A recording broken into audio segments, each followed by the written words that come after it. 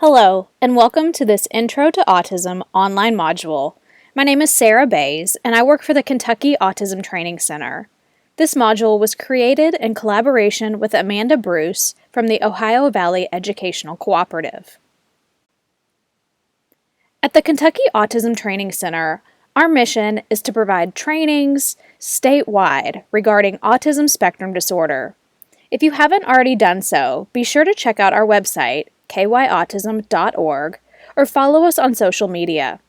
At the end of this module, you will have access to a PDF version of all training materials, including these icons you can click to take you directly to our Facebook, YouTube, and Twitter pages. Let's first get into some specifics regarding autism.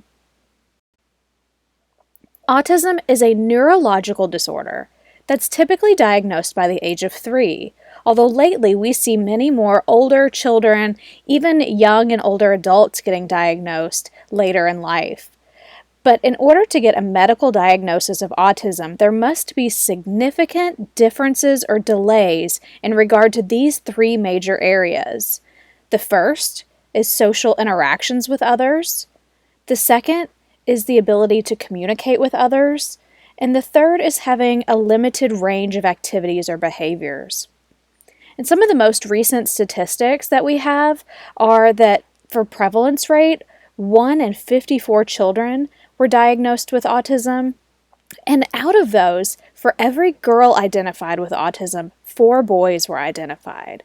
So typically, when you think of students with autism, you're going to be thinking of a male student, although there are females with autism. Here you will see different terms, often used either in writing or in conversation, regarding students or individuals with autism.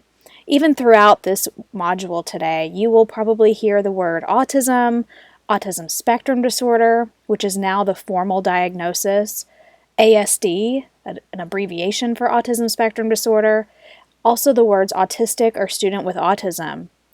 If you're like me, in your teacher preparation programs, we were often taught to use person-first language, such as a student with autism. However, it's important to note that many autistic self-advocates prefer the identity-first terminology, so that word autistic is becoming much more common and is not necessarily a negative term to use.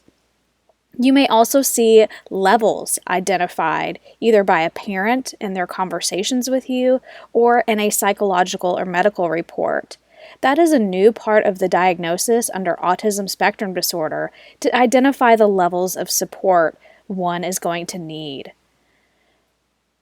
Also, I want to take a brief moment to discuss some terms such as functioning labels and also the term nonverbal. Although these are often used and not in any sort of derogatory or inappropriate manner, but it's very important to consider the language that we use to describe our students and not to put harmful labels on them. Something simple by saying nonverbal often assumes that the student doesn't have anything to say, when what we really mean is that they are non-speaking.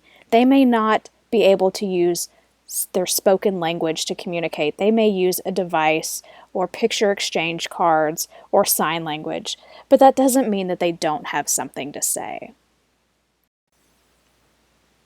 It's also important to keep in mind that autism is a spectrum, and your students will all fall in different places in regard to their IQ, their levels of social interaction or communication, their gross motor or fine motor skill abilities, and also their sensory responsiveness.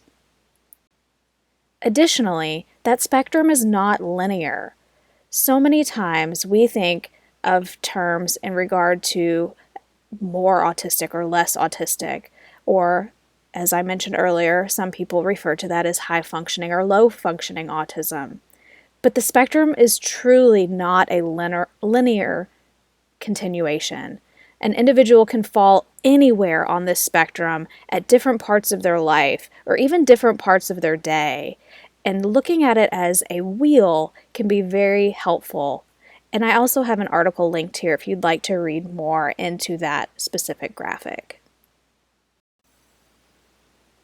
One of our favorite quotes at the Kentucky Autism Training Center is this by Dr. Stephen Shore, an autistic professor. He says, "If you've met one person with autism, you've met one person with autism. Just as no two of your students will be alike, no two of your students with autism will be alike."